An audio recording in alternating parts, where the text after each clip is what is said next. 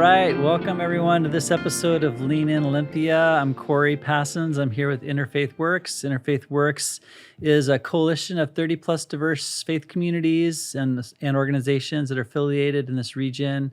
We're also one of the region's largest social service providers to vulnerable adults experiencing homelessness. And this is Lean In Olympia. This is a bi-weekly podcast where we explore conversations at the crossroads of justice, humanity, and belief. Our guest today is Dani Madrone. Welcome. Thanks for being here. Thank you so much for having me. Yeah, I'm excited for our conversation.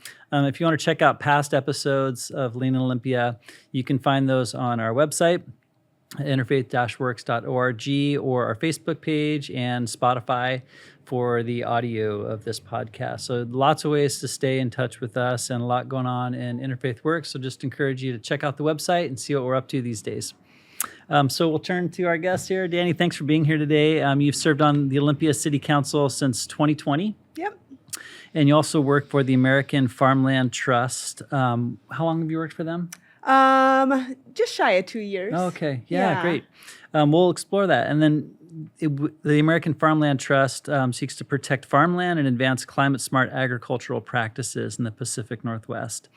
You've lived in Olympia since 2004 and been active on a number of important community issues, including housing affordability, which we'll talk about later, and the restoration of the Deschutes Estuary, which is definitely connected with just ecological issues and tribal issues in our region. So we'll explore that later too. So, all right. Yes, thanks for being here. And just wanted to begin by asking, where are you from? Tell us a bit about your journey and where you came from. Sure, yeah. So born and raised in Northern Virginia, Manassas. That's where all my family's all still in Northern Virginia. Oh, okay. And when I was at a pretty young age, 21 years old, decided I wanted to be somewhere else. I saved up some money and explored the country for summer. And knowing that I'd land somewhere on the West Coast, I did this travel with my child's father.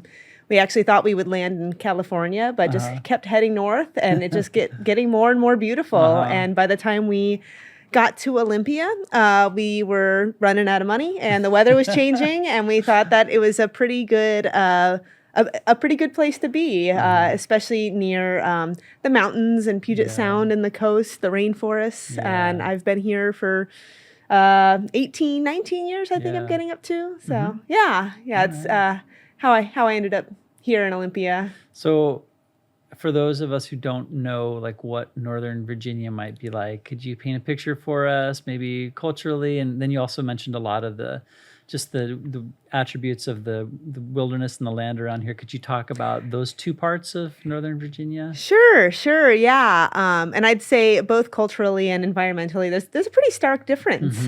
Just starting on the environmental side, we've got the Cascade Mountains out here, the Olympic Mountains. They're they're tall, they're jagged, they're glaciated. Whereas in the East Coast, you have the very quaint Appalachian Mountains, which have their own beauty. I do love to hike up hills, so I get more of that out here than out back there. But when it comes to the fall colors and just the quaintness of those mountains, it's really, really beautiful.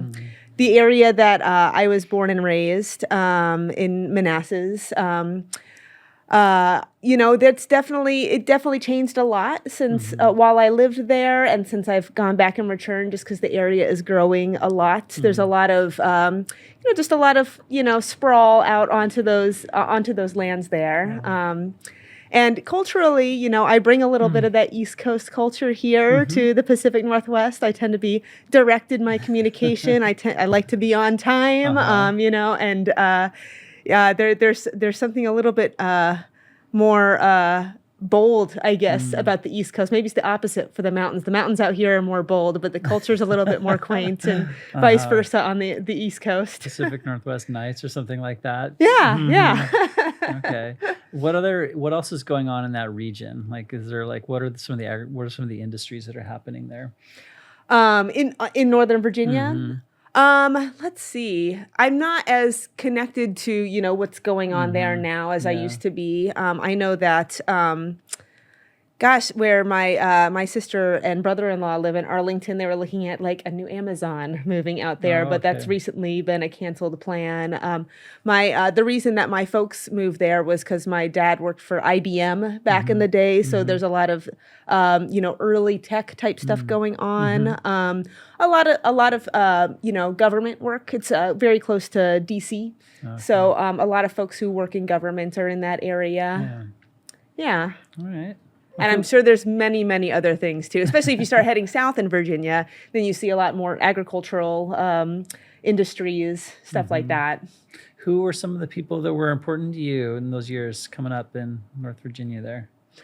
Let's see. Gosh, I had a group of friends that I leaned on a lot, and I'm still connected with some of them. And I remember one person that actually was really influential to me in high school was Mr. Wilson, our drama teacher, and Nice. I just really I feel like he really saw all the stuff that young people go through, and just really create a lot of space for us to be ourselves in our theater class there. And when I was at that age, that was when the shooting at Columbine happened while I was in high school, and I just recall him just really making space for us to be teenagers in that time. Yeah.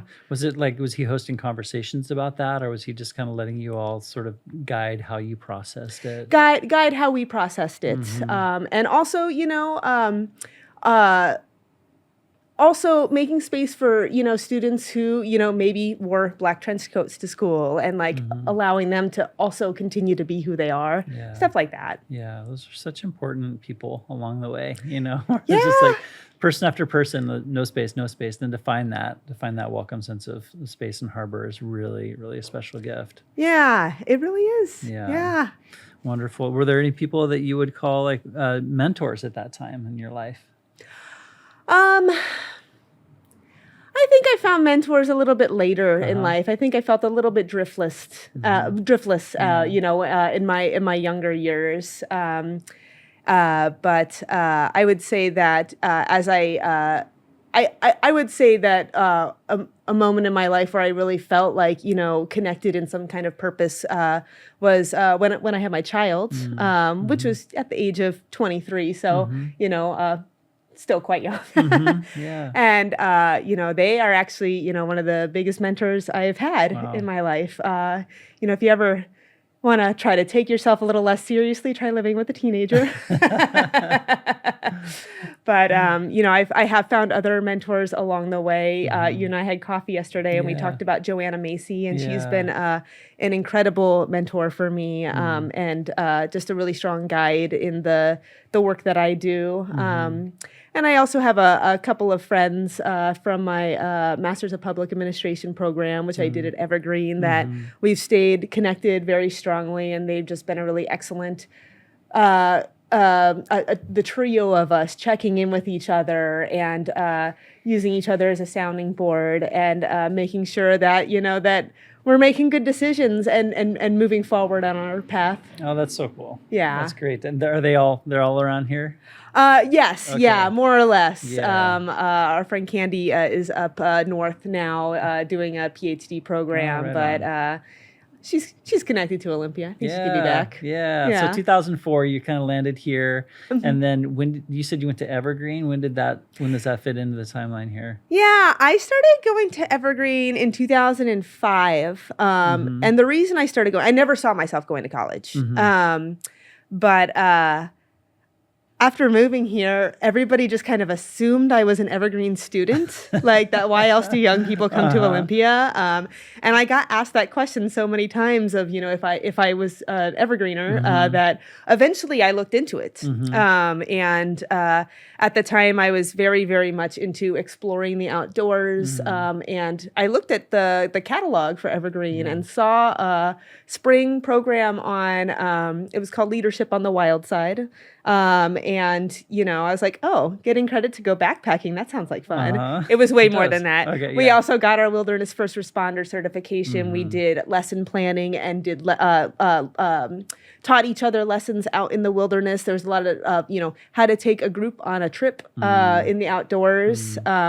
And then I did a second quarter right after that called Mountaineering and Service Leadership. Cool. We Yeah. spent 26 days in the Olympics with Wow. a small group of students Yeah. and interns and a teacher. And it was more going deeper into that lesson planning on how to lead a group through the wilderness. But we also did things like crevasse rescue training and all that. Yeah. And then after that quarter, the rainy season hits, and so there's less programming around the outdoors. Yeah. I ended up taking a year-long program called Food, and it actually got me hooked on Just science. food. Yeah, it was Okay. just called Food. Okay, food. I was about food history, food culture, food Yeah. science, all of that, and I actually got really hooked on science. I ended up studying advanced chemistry, quantum physics before I graduated. So Evergreen provides that meandering path that that I tend to like to take in life. Yeah. Well, we talked yesterday about sciences and as a touch point back into the natural world, which you've referenced strongly already in our conversation. And could you tell us about how you find the sources of meaning in your life related to the natural world and how science informs that for you, if it does? Science is very, very fascinating to me, but I think there's also a lot of that I get from the natural world that doesn't have to do with science at all. We can always explore things through science and understand why things happen the way they do, and how plants grow, what they need to thrive, stuff like that. But my connection to the natural world is just been more of a personal connection, and so what's going on throughout the various seasons, like as I observe, as plants start to bud, as they start to blossom, what's going on in my own life, and what kind of meaning can I take from that? How should I be preparing for my next steps based on what I observe in the natural world? Yeah. So it's fun. The science part of it's very fun too, but in Yeah. terms of the more spiritual component, there's a deeper meaning that I don't think you can really get. You can get from science. It more comes from within, right? Yeah, I think that sense of finding your narrative, and I love how science is built around the pursuit of knowledge, but it's also at its most humble core, there's really a mystery Yeah. there Yes. too. What Yeah. is the nitrogen content in the soil? You can test it, and Yeah. you can, but then what makes that seed grow? And Yeah. there is a deep mystery just built into the whole system that I love. Yeah, well, and science is so incredibly important. I mean, you mentioned that I work for the American Farmland Trust, and one of the things that we work on is advancing climate smart agriculture and learning about what makes soil healthy, what helps it sequester carbon, how that helps support crops, stuff like that. I mean, science is incredibly important for those things. Yeah. But I've also heard from some farmers where it's actually a really deep personal connection for them. And so, yes, the science is great. And also, there's that as you described, mystery, but that personal connection that we have to the soil, to the earth. That's feels much bigger. Yeah, and because we talked about yesterday how you named that you weren't affiliated with an organized religion per se, but that in no way that is not a door into any person having a sense of rich, meaningful life. Yesterday we were together at the totem, which visited from the Lummi tribe, and as they came and commenced their journey we were over at Heritage Park Fountain, and there was a moment where we were all gathered around the totem, right, and we had our hands touching it, right, and I mean there was someone singing, but I didn't know what they were singing, and it didn't really matter. We didn't need words. We didn't need direction. We all knew how, to bring our energy to that totem pole. It was an intuitive thing that we all understood, and those moments are just so powerful for me when I get to encounter those. Yeah, absolutely. Yeah, and the natural world brokers that so effortlessly for all of us too. Yeah, well, we're all very much connected to the natural world. We are, yeah, and that's what we heard too yesterday from Doug James, one of the carvers. Yeah, that was a great event. Well, maybe we'll come back to that in a moment when we get to your work on the tribal work group. Sure. Yeah. So you went through Evergreen, and then when did you know that you were in love with Olympia? Like, when did you want to be here? How long did that take? Oh, so I said that we landed here Yeah. when the weather was starting to But turn. you were out of money. So when did you actually decide you really wanted to be here, though? Yeah. Not long after, Oh, okay. because just exploring Olympia Yeah. and stumbling upon Arts Walk downtown, Mhm, that happened mhm. very shortly after we Oh, arrived. great. And I just felt like, as a new person in the community, I felt extremely welcome. I felt a really strong sense of belonging, a strong sense of community, and I've held on to that since I've arrived. And I think Olympia provides that for a lot of people, a strong sense of a place where we can belong. Yeah, yeah. So then you ran for city council, and do you see a path, like even going back to when you arrived in Olympia, do you see a path that kind of works towards this decision of yours to move into civil service? Yes, again, it's that meandering path Yeah. that I tend to like to take. That's a big decision. It is a for big someone decision. to decide that they want to do that, and even to decide how it's going to be if they happen to win. Like, it's one thing, I'm going to run, but like, what do you know? Well, you I ran to win. You ran to win, but like, you got to be ready for it. And I Yeah, assume that you were. yeah. So why did you think that you were? What drew you to that? Yeah, I had been drawn to it for a while. Well, actually, let's step back a bit. I really got a much larger sense of the world and my sense of like civic responsibility when I had my child, and they are going to be 16 this summer. And so that's when I started thinking about really big issues that impact their ability to have a meaningful life on this planet. Climate change was one of the first big issues I started delving into on campus. I chaired the Clean Energy Committee there. I did some work on sustainability. And after that, after I graduated from undergrad, I worked on some issues that all tie into that. How do we sustain life on this planet? Not just for us, but for all creatures. I worked for the local farmland trust here, working on preserving our food systems. How do we continue to feed ourselves as things continue to change, and how do we do that in a way that is resilient to disruption? And also, I worked for the organization that advocates to remove the dam at Capitol Lake, the Deschutes Estuary Restoration Team. I found myself frequently drawn to controversial issues in the community too. Those ones where there is potentially a lot of common ground to build upon, but also moments where you do have to make a decision and move forward, even if not everybody, if you're not going to find consensus in the community. I ultimately ended up working on some advocacy on housing issues in the community. Part of that comes from my own experience. I became a single mom when my kiddo was 2, and to be able to stay in Olympia to finish my degree, we shared a bedroom in a house full of college students for a number of years, and it was always a struggle to find somewhere to live that we could afford,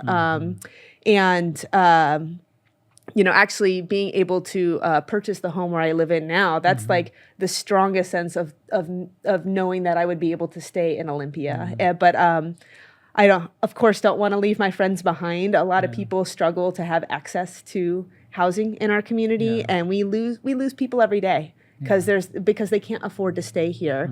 And so I did a lot of community organizing around the middle housing issue. Actually, is the one that I first stepped into. Another thorny, controversial issue in the community. But I worked with a friend of mine to help people show up and say yes and share their story on housing stability.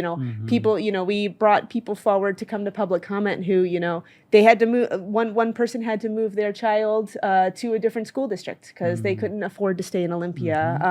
Another guy who's a single dad dad, he can't see his child as often as he'd like to because he had to leave the community and couldn't afford to stay. So bringing forward those kinds of stories to just demonstrate that, while there are people in the community who are concerned about neighborhoods changing, there are other people who are also concerned about just being able to live here. And so making sure that those stories are being told too, to help give that support to elected officials and make sure that they know that they know the decision that they need to make, even if it's a tough one to make. Yeah. Yes. You brought some of this experience with you into the role. Yes. And then when you started to serve, what were there any big surprises that you had that you didn't expect when you were stepping into a role like that? Yeah, the COVID-19 pandemic. Okay. For example, That was a big global surprise. pandemic. Yeah, that's right. I will say though, aside from that, I think one of the biggest things was I frequently have people coming up to me and thanking me for doing the work, and the reason that that's a surprise is because when you watch a city council meeting, the people who come forward to give public comment are often very upset about something. There's many points of criticism for city government, and some of them, completely legit. Some others maybe not so, but it is a place where people come and complain when they're upset about something. But it really has surprised me how often people also express gratitude, Glad to hear that. which helps me, keep going through that role. Keep going, yeah. I mean, because that is you painted an accurate picture of what a lot of those meetings look like. Yeah, and to hold that, and well, and in our community, especially with the COVID-19 pandemic, but generally, people are struggling, and when people are struggling and they see something that government is doing that they're not excited about, some of those emotions come to us pretty unfiltered, and it can be a lot of work to separate, somebody's specific reaction, the emotional reaction that's often directed and sometimes in a very personal way, and putting that aside to get at the heart of what their complaint is or their concern is. And also just knowing that you never know what kind of day somebody had, what other, maybe they got some tough news completely unrelated to the issue they're upset about. Shows up with them. So, I think that one of our roles on the city council is to be available to hold that space for people, and to be able to hear them, and then move forward with the things that we need to do. Yeah. One of the things that you do in your role is you work on the a tribal relations work group. Yeah. And we talked yesterday about how you were helpful to bring this Squaxin Island tribe flag to the city council, and it was raised there, and that's a wonderful piece. Could you talk just about that work in general, and then maybe we'll also lead towards the event yesterday at Heritage Park Fountain too. But give us a sense of what this work group is and what y'all are kind of working on. Sure. Well, I'll start a step back from that. Prior to working for the American Farmland Trust, I worked at the Northwest Indian Fisheries Commission. So I worked on behalf of tribes to support them in implementing projects to restore Puget Sound, helping tribes to be successful in their own priorities in that way.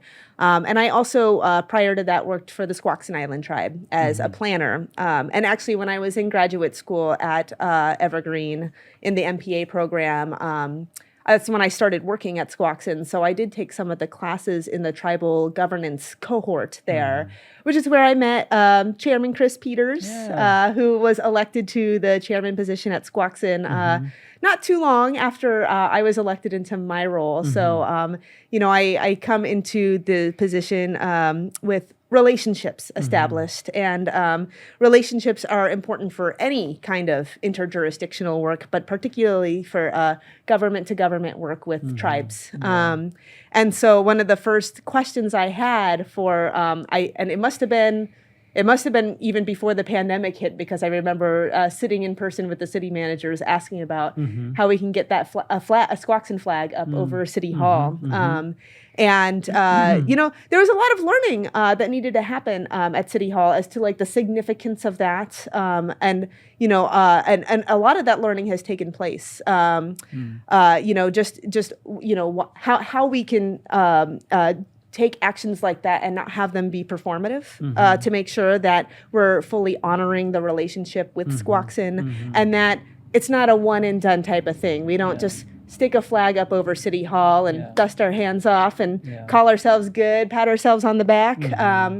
And so the Tribal Relations Work Group was created. I serve on it, as does Mayor Selby and Councilmember Huen, to make sure we're having more regular meetings with leadership at the Squaxin Island Tribe, finding out what they would like to see in Olympia, and making sure that we're consistently moving those things forward. Another outcome of this work is the renaming of Squaxin Park. And we had a really beautiful Indigenous Peoples Day celebration that was co-organized by the city and the tribe. You spoke there. You were there.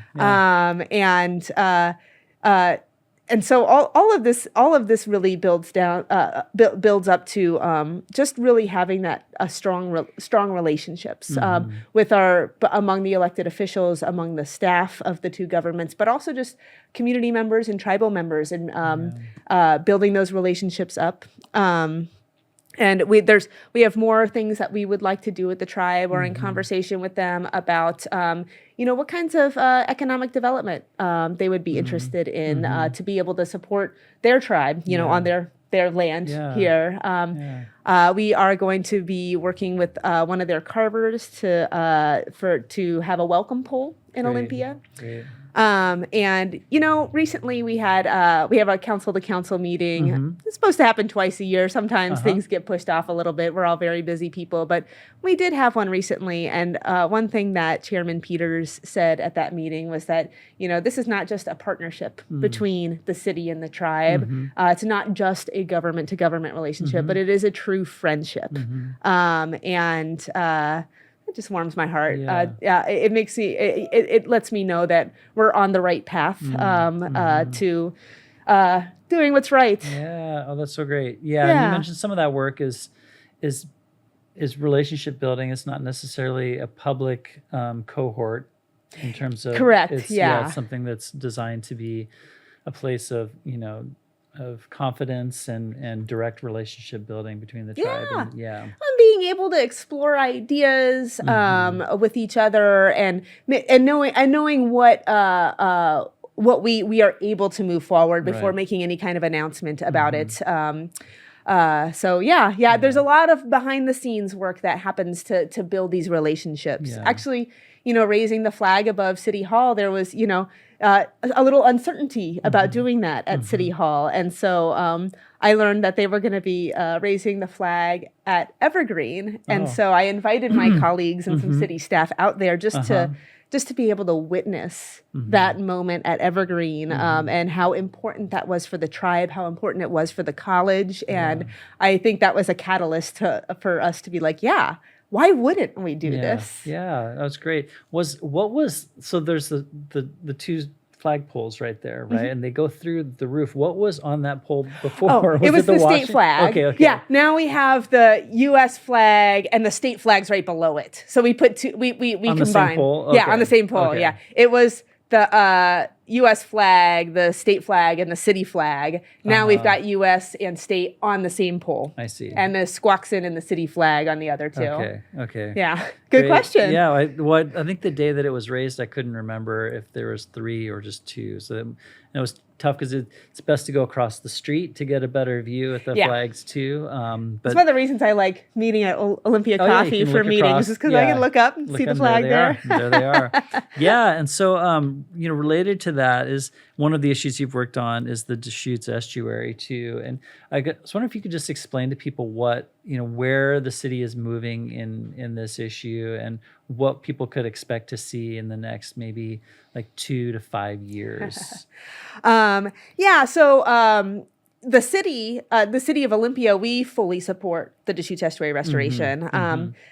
Over the past, I don't even know how many years, but there's there's been an environmental impact statement that has been done, and it is finalized, and it recommends Deschutes estuary restoration. But before that process was complete, we as a city said there's only one outcome that we support. There's only one outcome that the science supports, and there's only one outcome that our friends at the Squaxin Island Tribe support. So we announced early where we were at, and did a resolution and everything just to make our intentions very clear. Yeah. I think some people are hesitant in a process like this. They're like, let the process just run through and just participate as it's designed. But I think it's also just a transparent thing to do. If we know the direction that we want this to go, and this is a very important place for Olympia, for our downtown community. We're pretty big stakeholders, so we did this make that announcement early. And so, the announcement being the support of the removal of the dam. Rather than one of the hybrid options. Yeah, exactly. Yeah. And so, so we announced our support for that. It's one of our top legislative priorities to have that next step funded, the next step being permitting and design. And, other than the advocacy that we can do around that, which will be with both state and federal government, it's not really our project to move forward. It is on state land. The state owns it. The state put the dam there. They're the ones responsible for taking it out. But we do coordinate with our friends at Squaxin around where are the most important advocacy points where we can make sure that we are expressing how important this is for our community to restore the Deschutes estuary. So you asked about timeline. The first thing that needs to happen is getting the funding for the permitting and design of dam removal, of removing the dam. And so that's that request has been made at the legislature, and they are going through their process. I think the budget we'll have a good sense of the budget before the end of this month. But if that is fully funded, we're still like, if that's fully funded and everything goes off without a hitch, like, no big surprises in the permitting and design process, like everything can just work out beautifully. We're looking at dam removal in 10 years at the very least. Yeah, wow. Now, are there going to be hiccups along the way? Are we going to get all the funding we need immediately? It could be even longer than that. Okay. And some of the reasons for that is, you can't just go in there. I know some people have imagined themselves going in and taking out the dam themselves, but that's not how we do things around here. No. You do have to go through the process, and also please don't remove the dam. I do not endorse that kind of activism. But there's a lot of sediment behind that dam right now, so it will have to be dredged first. In both ways too. And like we heard yesterday from Doug James, who's one of the lead Lemmy carvers, and he was talking about the removal of the Elwha Dam. And then he told us that within 1 year, the salmon runs had come back. Yeah. And that the salmon had been found 50 miles back up into the They remember where home is. Yeah. And it's just like, wow, that is just incredible that, we take the Capitol Lake as normative. Yeah. But there's a different history and a different there is, and you mentioned the Elwha, and just in terms of time frame, I think for the Elwha, just from the start of them talking about like, ooh, should we have these dams here, to the dams actually coming out, I think that was about a 50-year timeline. Now, I mean, with the Deschutes estuary, this most recent EIS is not the first step that's happened. This has been under review and study for, I think, 45 years. So it's been a long time coming here as well. But it is finally moving forward in the right direction. But we're going to need our partners in state government, in the federal government, to make sure that we have the funding to make it happen. And there's also going to have to be local funding that becomes available, not for the restoration itself, but for long-term dredging out in Budd Inlet, because right now that dam does serve a purpose of holding sediment back from the marine economy right there. We've got We've got a recreational economy there. There's the port of Olympia, and people in the community can debate until they turn blue in the face as to whether there should be a marine terminal there. But the fact is that there is one there now, and they need to be taken care of too. The maritime economy is important in Olympia. Yeah.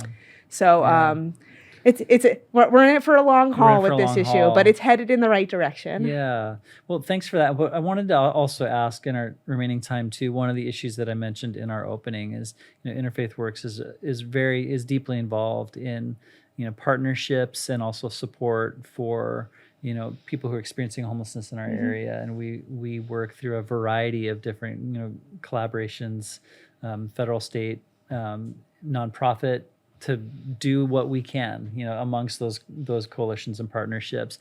As you look at, at our community and our city, I'm curious if you could take a community angle for a moment. I know there's a way to look at this through city council, but if you were to look at this through the perspective of community, how would you speak to people feeling like they could be most effective in their involvement in the issue of homelessness in our area? Well, I think one of the biggest challenges that we face is first of all, people to not be homeless. They need a home, right? And there's a lot that comes with that, including, I realize I'm starting from the city council perspective, but I'll get there. There's a lot that comes with that, like the funding, Olympia, we already did the home fund. That's now a regional thing. There's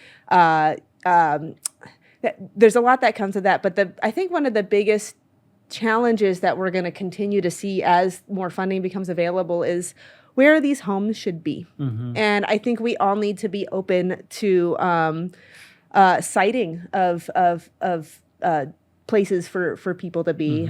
It's always a tough conversation in terms of where we're going to have the permanent supportive housing, where we're going to have the homeless shelter.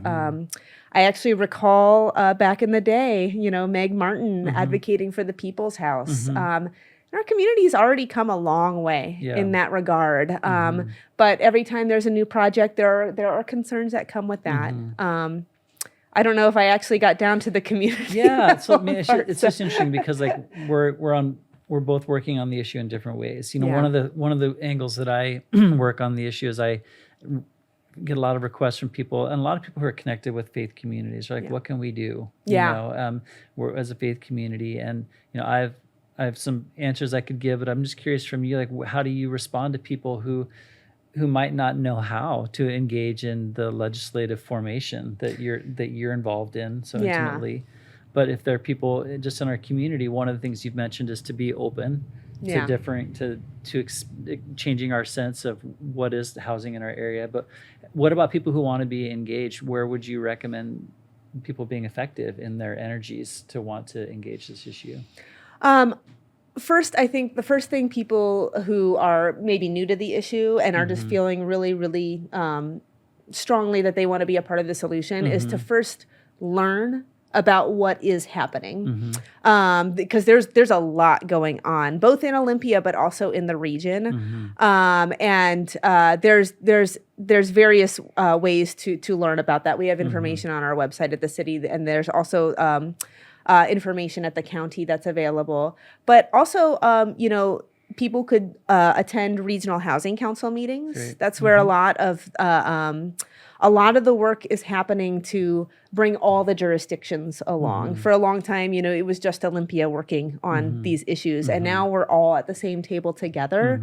There's opportunities for public comment at those meetings, and we actually are just established a couple of advisory boards for both for the building of affordable housing, but also for services. So, and there's our hope is to be hearing from people who are, impacted by homelessness, and also from the subject matter experts who are out there doing the work. I think, some of the most eye-opening experiences for me is volunteering at a shelter. I volunteered at several Code Blue shelters when the need was the greatest, and just just being there among people who are most impacted by homelessness, learning their stories, seeing the humanity in them. I think that is a really, really good place for people to get started. Yeah. Yeah. And I also just want to name that what I also see with a lot of requests coming for interest of involvement, I see a lot of deep engagement already. And so I want to just name that. I'm not seeing like not enough people coming forward. There's a lot of people wanting to be involved in because when you see the pain firsthand of the people experience when they're homeless, I mean, it would be hard to not have a human response to that. Yeah. You know? And even we see it over and over again. It can become more normalized, but I don't think it ever should become something to which we're completely desensitized either. And I just want us to continue to feel that, and then to ask where we can get engaged, and then to find those great solutions that you were talking about, and to show up and get involved with them.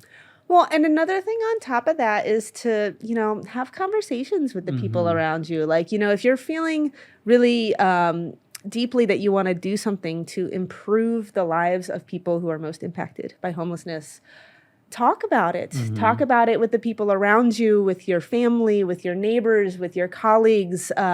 Because, there are people who are most impacted by homelessness, but everybody's impacted.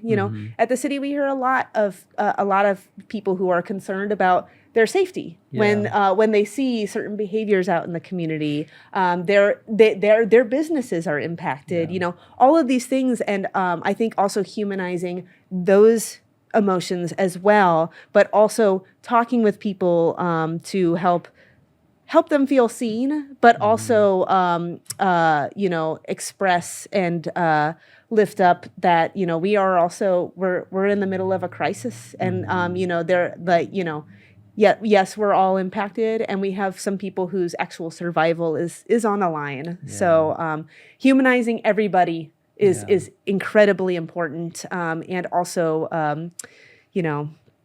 making sure that that all humans are going to be okay at the end of this. Yeah, and one thing that kind of is actually a connection back into what your earlier story you're talking about, your drama teacher who made space, and I think there's a role for city government to art, to help create spaces of convening between differing opinions, because it is such a deeply personal experience that people have as they see the crisis of homelessness. And the city has done some of these moments of interaction and dialogue around homelessness. I think more are needed too. Absolutely. And I think you can expect to see more of that from the city. There was the one community plan that was developed through community conversations. But we've done more since then. The formation of our Social Justice and Equity Commission had a lot of community conversations that happened to form what that body should look like. Reimagining public safety, which has a huge nexus for people whose basic needs aren't being met. And every time we host spaces for conversation to take place, people ask for more. They want more of that. And it's some of the best engagement with the public that I have ever seen, because it's not just people with their 3 minutes at the microphone telling us what they think. It's people engaging with each other across really difficult issues. No, that's great. I really celebrate that work that the city's done around that, and just would want to offer Interfaith Works as a partner in creating those spaces too, because it is really meaningful to dialogue about it, to destigmatize it, to have a spaces to process it openly. That's vital. Destigmatize. That was the word I was trying to find earlier when I was talking about having conversations with your neighbors, with your friends. Yeah. But it's hard these days to broker that. And we're coming out of this pandemic thing too. So having spaces that are structured and safe especially the safe part is very, very important, because dialogue can oftentimes, bloom, and especially with these kinds of hot point issues. So well, so thank you for that work. Is there anything you want to share about any of that upcoming dialogue in the near future? Do you have... not that I have in the forefront of my brain. I know there are plans in the works. I'm on our finance committee this year, and pre-pandemic, the city would bring together folks that represent different demographics in the community, especially socioeconomic, to help give input onto budget priorities. And when I asked if we would be doing that again, our staff said that, it's actually shifting more to that community conversation model. So there is stuff in the works. I don't know the details, Yeah. but stay tuned. Okay, stay tuned. Great. Okay. So I guess we'll begin to wrap up today. I just want to thank you for all the work that you're doing in many ways that we've talked about today. You were there present yesterday representing the city at the Lummi Tribe Blessing of the Totem. That was really important for them to see representation of the city, to honor them as they came to this space. And I just appreciate your work with the homelessness that's going on and your willingness to have these conversations today. So thank you. Yeah, absolutely. I wrap up each of my shows by asking people to ask them about examples of hope, how you would name hope or an example of hope happening in the world today. I get the biggest source of hope from young people around me. I mentioned my kiddo being one of my biggest mentors, but also, their friends. I recently spoke to a class at Avanti around urban agriculture, and our young people are incredibly resilient. And they've gone through some really, really tough stuff. There's the pandemic, they're learning about climate change at a very young age, all of these things. But they're still so resilient. And that's where I source a lot of my hope from. Yeah, that's great. Yeah, well, thank you, Dani, for being here. And again, our guest today is Dani Madrone. Just want to thank you for being here today. Thanks to Porcupine Media for hosting us and shooting this today. Again, if you want to check out past episodes of Lean in Olympia, you can find them on our website, our Facebook page, or Spotify. Thank you all for being here. Peace to you. Thank you. Be well and have a great rest of the day.